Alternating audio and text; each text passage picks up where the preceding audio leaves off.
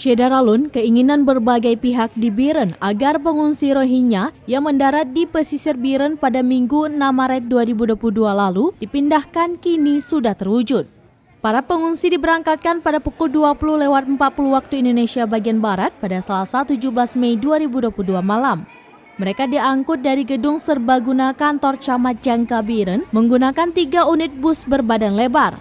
Para pengungsi menumpang 2 bus Kurnia dan 1 bus Anugerah yang dikawal sejumlah pihak terkait seperti IOM, Yayasan Getanyo, Imigrasi Loksmawe, Tim Pemkab Biren, dan aparat keamanan.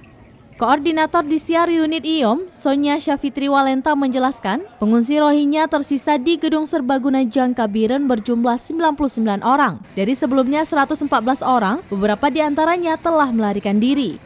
Rohingya diberangkatkan menuju Pekanbaru dalam 2 tahap. Untuk tahap pertama pada hari Selasa 17 Mei 2022 malam berjumlah 55 orang.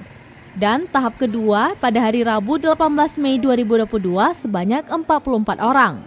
Sebelum diterbangkan ke Pekanbaru, para pengungsi transit di Bandara Kuala Namu Medan pada Rabu 18 Mei 2022. Sementara itu, Kesbang Pol Mukhtaruddin mengatakan proses keberangkatan Rohingya difasilitasi oleh IOM dan Imigrasi.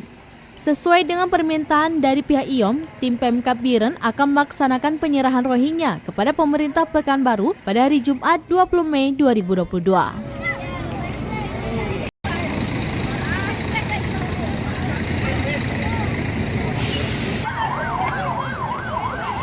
Dari Biren, Yusmandin Idris, Surambi On TV.